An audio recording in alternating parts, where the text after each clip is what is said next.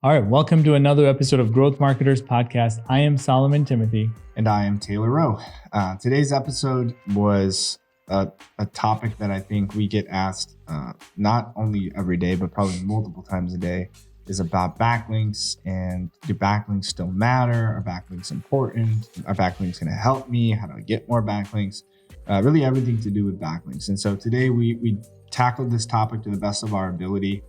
We not work at Google. We did not develop the algorithm. And honestly, from conversations we've had and from the data we've seen and everything we know, I don't think anybody, I don't think the founders of Google could really answer this question the way that you wanted to be answered.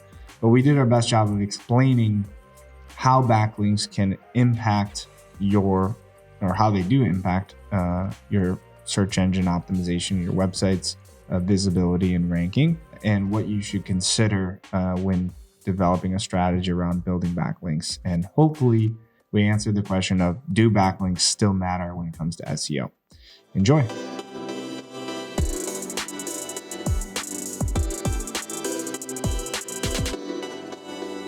All right, Taylor, we're back in the studio. And today's episode is, do backlinks still matter? Yep. All right. Maybe you can help explain what a backlink is to our audience. I'm sure some of you don't know what that might be, and a lot of you might if you hired an SEO company or worked with a consultant. But there's a lot of people that, believe that that's like a big thing and that's all you need. And, and I believe there's another side to it. So I think we want to dive into that. How's that? Yeah, no, that sounds good. It's a great topic. And I think, like you said, there's a lot of debate in the SEO world about, really two sides of the camp is like, hey, it's all about backlinks. It's only about backlinks. And then maybe that is a little bit more historically, people would say that, back in the past. And now some people say, like, you don't need any backlinks. It's all about content. Content is king. It's just, go in depth about your content, focus on becoming an expert and thought leader, and backlinks don't matter, or Google penalizes you for backlinks, right? So there's always questions around backlinks. So like you mentioned, maybe it makes sense to just kind of explain what a backlink is. In theory, in the simplest terms, is one website linking to another website is a backlink, right? It's a link back from that website to, in this case, your website. So any type of website is technically a backlink. Now there's a lot of different types of backlinks. Do follow backlinks, no follow backlinks, the idea of domain authority, which we can talk about, or credibility. But again, in general, it's just any website that links to you with a hyperlink pointing to your website is a backlink.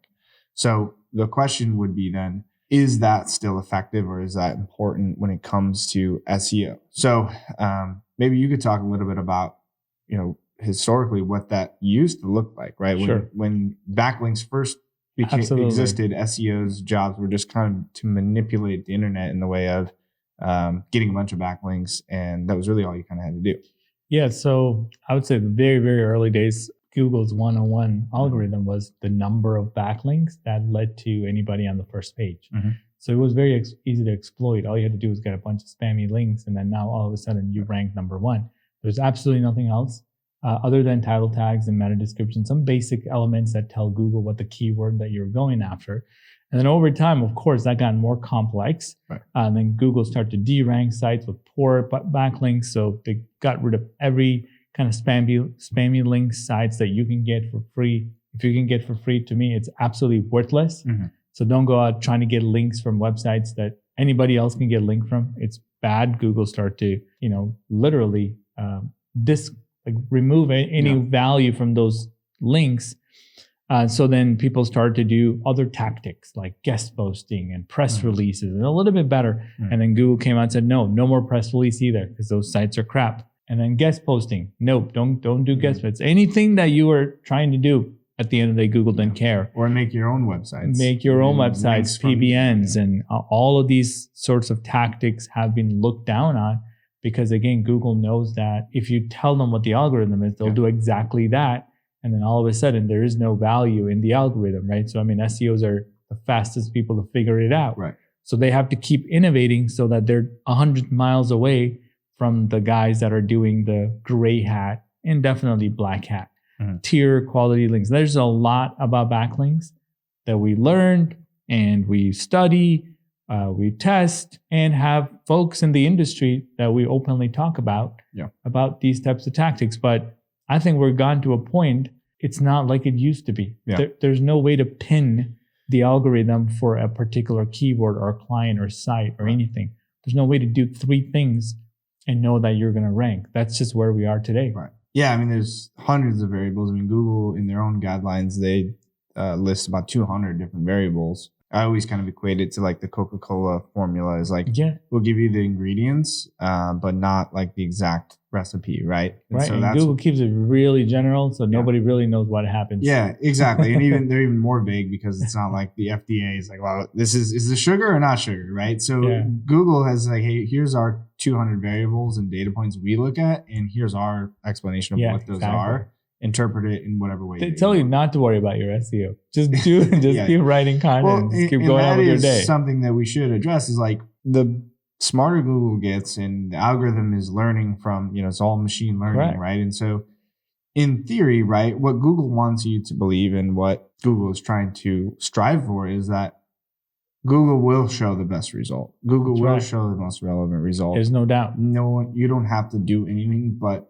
be the best result. Right. And so what we have to do as SEOs is think about what that means. And what Google is trying to do is a couple of things. One, they're trying to make money, right? And don't forget that that's number one, first and foremost, what they're trying to do. But how they make money is by what? Being the best search engine and providing the best user experience, right? So providing the best user experience for their user means giving the user the most relevant result to whatever the intent of the search was, what they were looking for, even if the searcher, which everyone has seen this anecdotally, is like before you even finish your thought, or even if you don't quite know how to contextualize what you're searching for and how to put a name on it, you search for something near that, and Google's going to show you the correct result, right? And before you even finish typing, Google's going to say, "Did you mean this?" or just suggest, right? And the other thing that they try to do is then keep you on their website longer, because that's a better user experience, and they're controlling the environment. Ultimately results to be more profitable for them because then they make money off ads. So the more they can control that user experience is a win-win. The better experience they have, the more money they're going to make, the more users they're going to have, more data they're going to collect, right? They're a data collection company and an ads company, right? So what does that mean for your website? And what does that have to do with backlinks? If you are a search engine and you're trying to provide the most relevant user experience or the most relevant result and the most authoritative result, how do you decide what that is, right? And at the end of the day, even though it is machine learning, it is an algorithm designed and created by people, right? And so Google has one of the more recent explanations of how this works is an acronym they call EAT, right? Which stands for expertise, authority, and trustworthiness. So for you to be deserving of that number one position for whatever that search is, you have to show that you are the expert in that topic, that you are an authority in that topic, and that you have a trustworthy website. So if you think about that, how would Google understand and how would Google prioritize one website over the others when it comes to expertise, authority, and trustworthiness? The way that I would look at it is how you reflect that on your website.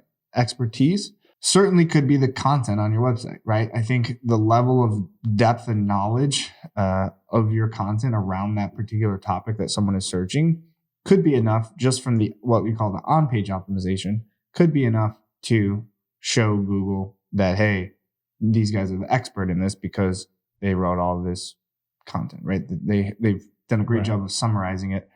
Other factors would be like how long people even spend on the website, right? And those kind of things, like when they do send users to the website, how are they interacting? Do other people agree that you are an expert in this? They're finding the information they're looking for.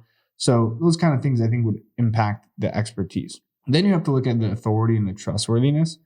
And I think as much as you can do from an on-page perspective to create the best user experience, have the fastest load times, you can have great, architecture of the website in terms of content architecture of like how the information is going to flow and where they can find that, and show Google that you have enough knowledge and information on all these different categories. As much as you do that to prove to anyone that you are a trustworthy source or you're a credible source and that you're authoritative, think about it as humans, right? How do I know that you're trustworthy or that you're credible? Things like references, like what your past experiences are and what kind of success you've had in the past. And really the only way that you can see that on the internet is reviews from other websites, mentions on other websites, and also how many other websites that are relevant and also authoritative are pointing to you for this particular subject matter, right? If I'm trying to be, the expert on whatever digital marketing, and we're talking about, let's say I want to be an expert on backlinks, right? And my website is all about backlinks.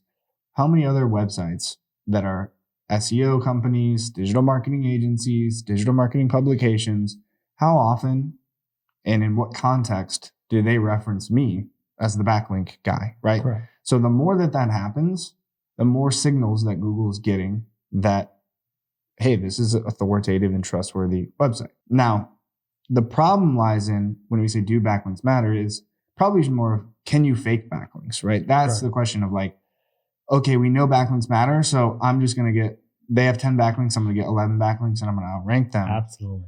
The timing, where those links are coming from, the context of those links, the anchor text, the distribution, everything comes into play. So, no two backlinks are created equal. Do I believe that they're important? Yeah, absolutely. I think that when we look at that acronym, again, that Google has come out and say EAT, I don't think you can really accomplish any of those, definitely not 2 out of the 3 without backlinks. And we certainly can't do it, like you said, by just buying a link from a PBN or a guest post or some sort of opportunity like that, because what's unique about that and what does that prove to Google when everyone else has done and can do the exact same thing, the exact same strategy? And also, even lately, because of all these restrictions, people have been buying links that they think are the secrets to their success, and just handing money to website owners. And I wake up every morning, Taylor, you probably do too, people trying to sell me guest posting. I never buy a single one of them because I know better. But sadly, that doesn't mean that they're not getting other people to buy. Oh, they definitely nonsense. Are. They would have stopped. Right? And, they even promise, like, I'm going to get you a link on Forbes, except Forbes is like no follow. So it doesn't even matter if you got a link on Forbes and you spend $2,000 or whatever. So sadly, there's this belief that that's, like you said, that's all they need. This is what we need. Like this, if we just fix this backlink thing, we're going to be okay. And most probably that is not going to get you the rankings. Because if it was that easy, everybody else will be doing it too. Yeah, I think the problem is that just as no backlinks are created equal, while I think it's obvious that backlinks are a factor. I think that every piece of content, every search result, every you could look at every keyword and every search result every day and see different results. Right. Because the amount at which Google weights that backlink at that particular moment is something that only Google can determine. Correct. Right. So it's different results time of day. Right. Yeah. So for you to say and pinpoint that, hey, I rank number 1 because of this backlink, or that, like you said, if you're going to buy a backlink, is this particular backlink worth $200 or $2,000 or whatever that is? I would say no, because it's not. One single link is not worth anything, right? It's like the culmination of those links, the diversity of those links, how those links compare to your competitors, who else has links from that website. And there's so many variables. And then you even mentioned, like, is it a do follow link? Is it a no follow link? Let's not get too complex here. It's too much. So do they matter? 100%. Yes. How much do they matter, and how much they will impact your website for whatever particular search term? That's something that is, like, I want to say case by case basis, but I don't even think that does it justice. It's like even more than case by case, because it's not just your website. It's that particular page. It's that keyword. It's that, like you said, time of day. Right. So there's so much that goes into that, and there's so many factors and variables, and it's a moving target. It's always changing. It's evolving. And so backlinks are certainly important.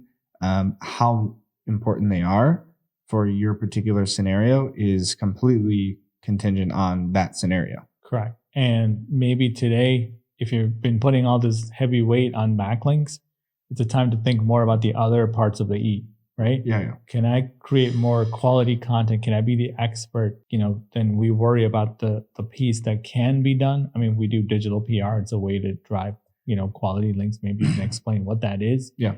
If you would like, just to make sure that people understand the kind of links that we get for our customers. Yeah, and we do. Yeah, as a marketing organization, as an SEO company, we do get backlinks for our company, for our clients. And the way that we go about that is through a process that we call digital PR, which is essentially, the same as, PR back in the day in terms of like press mentions or, hey, I want to be written about in this magazine, right? And now what we've done from a digital perspective is identify whatever industry you're in. What are your customers going to be reading? What publications are actually, trafficked and frequented, are seen as valuable or seen as thought leadership, right? Whatever industry you're in some sort of metal fabrication or engineering or whatever that is, packaging, e-commerce, SaaS. Like there's some information. You're in sales and you're like, I know Sales Hacker. I've heard of Sales Hacker. Like whatever your publication is that you think is good in your industry. Right. We identify those publications and we work with the editors of those publications to look at their content calendar and schedule and offer something of value to that audience so that we can really gain value from two sides of the coin. One is we're gaining that brand awareness, right? Because we're getting published in a industry relevant publication or website that our audience is going to be reading. So we build that brand awareness, we build that trust. Again, when we look at what Google's trying to do is the same thing that we're trying to do as humans is like, who's going to be the best for my business to accomplish the goals that I'm trying to accomplish. So as a website and as a business owner, as a marketer, I don't want to look at it as like, what do I do for the people? And then what do I do for Google? Like the more advanced Google gets, the more you should just focus on how do I become a better business and provide a better user experience. So the way that we get those links helps us accomplish, yes, I'm getting that brand awareness. And then also I am getting a link back from that relevant website to my website to a page that's relevant to that audience, to the offer or to the piece of content that we created and posted on there. So it really has a two-pronged approach and really a great effect. And we've seen great results from that type of authoritative link building. I mean, it helps you from the EAT perspective. It's what I'm saying. You're actually getting a link that you could put on your LinkedIn and people aren't going to be like, where'd you get this link from? What is this thing? You should be able to share the link that you got. Yeah. In my opinion, that's a quality link. And it's not something your competition going to magically get that tomorrow. Exactly. And can you point to that as a single point of success for your SEO? No, that one link, just as you can't say, I changed my title tag on this blog or this product page or this, whatever pillar page. And that title tag took me from position 12 to position 1. Like that title tag is the reason I rank number 1. No, it's the title tag and the content and the meta description, the heading structure, the internal linking structure. It's the links that you have from other websites and the timing of those, the authority of those. So it's the same thing. It's the culmination of everything. But I can tell you, if you have an empty title tag or you have no irrelevant title tag, then you're not going to rank, right? So that's the reason you're not ranking, but it's not the reason that you're ranking. So it's a bit of a catch-22 there, but you have to have as many pieces of the pie better than the competition as you can. It's not about one single, ingredient or one link piece. Is not going to save you. Right. So do they matter? Yes.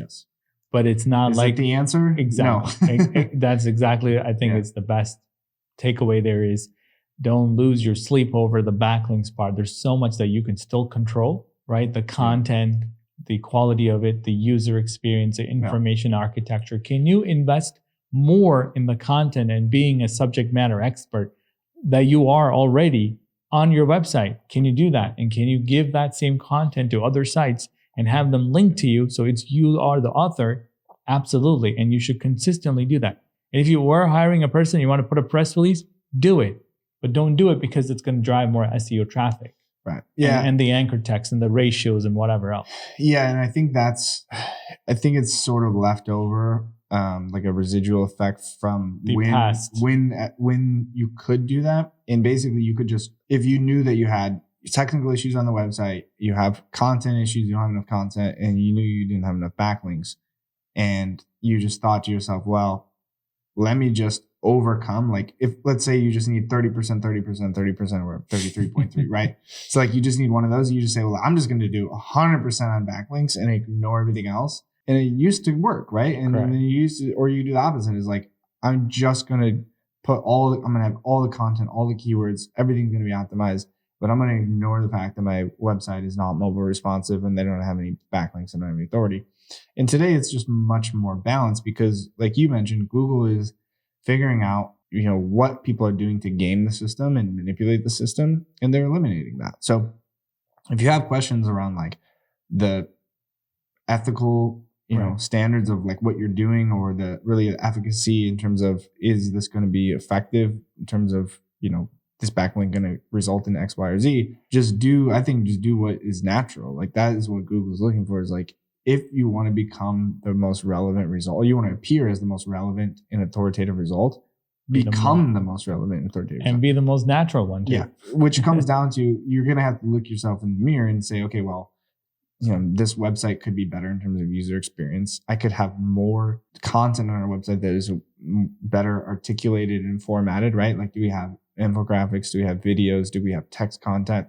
Do we have table of contents on all of our, information that shows like how long is it going to take to read and what sections people can jump to, all those kind of things. Like, make your website the best possible resource for whatever your industry is and whatever your audience is. That, for one, is also people are going to link to that because they're going to find it and it's going to be a nice resource.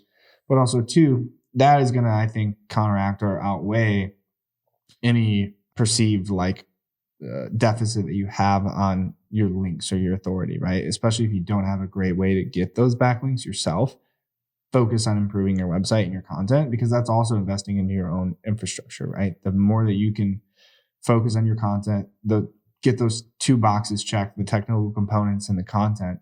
And if you feel like you have that nailed and you're still missing something, then I would probably look at, how do I build the authority? Whereas, 5 years ago, if you were to ask, I might say, if you're building from scratch, build the authority first, then build the content over time. I think that is flipped. And I would say focus on creating the best possible website user experience and become that resource center, that knowledge center, especially because of the fact that we talked about at the very beginning. Yep. Google is trying to capture that audience on their website, right? So they want to make sure that people ask questions, you can answer that question in a very clear and concise manner. And so the more that you can do that, the better chance you have of showing up for things like the knowledge graph and, the rich snippets and all those kind of things that, have probably nothing to do with your backlink profile. Absolutely. No.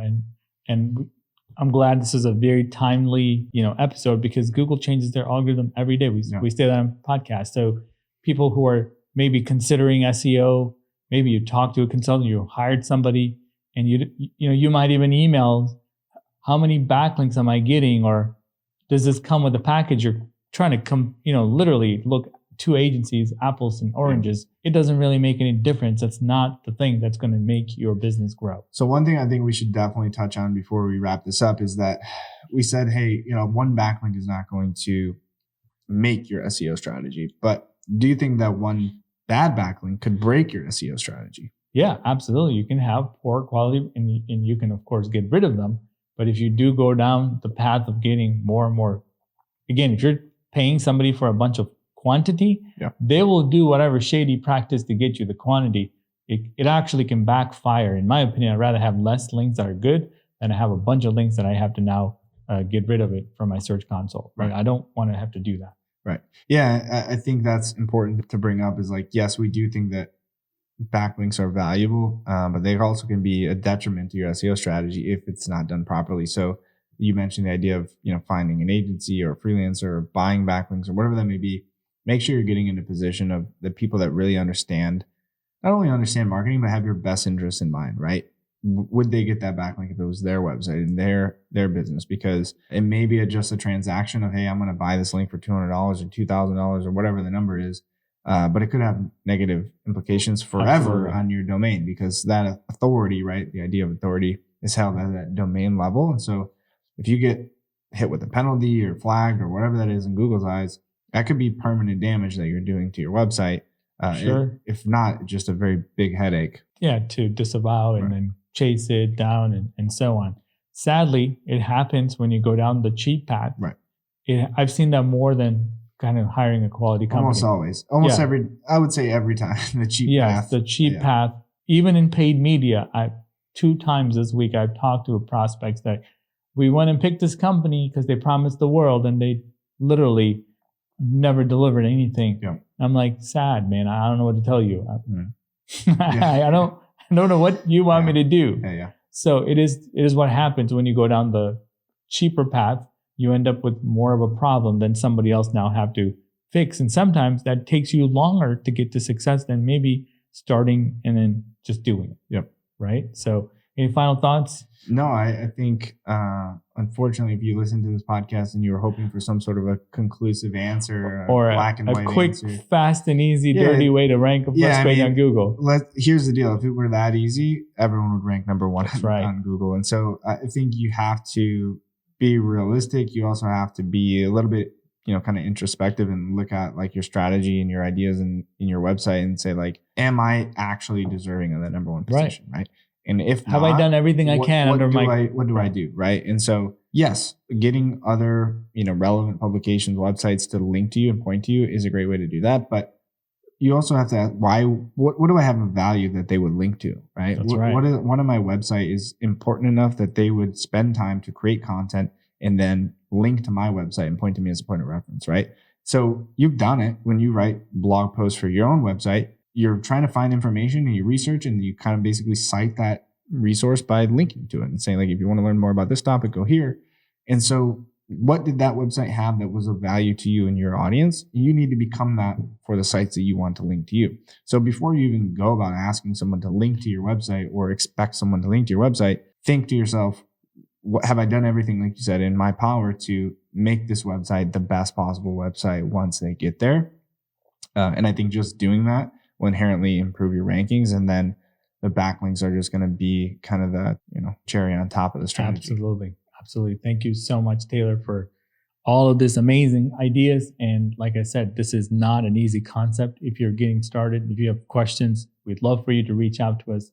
You can find us on OneIMS.com, or if you want to catch all their episodes, OneIMS.com/podcast. If you want to email us, podcast@OneIMS.com. I mean, if you like this episode, give us a thumbs up, like, share, leave us a comment anywhere. Even if you want to hear more about backlinks and specific questions, we'll probably do a Q&A episode next time.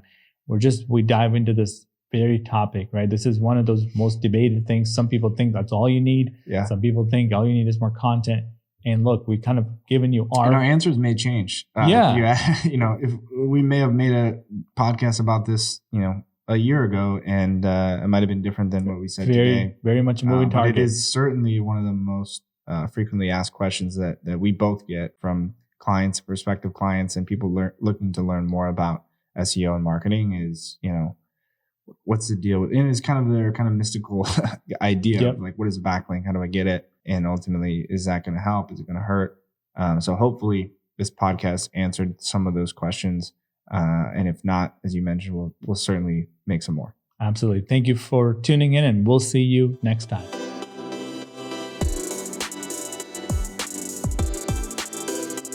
Growth Marketers is brought to you by OneIMS, helping you reach new heights through integrated marketing. One world, one web, OneIMS.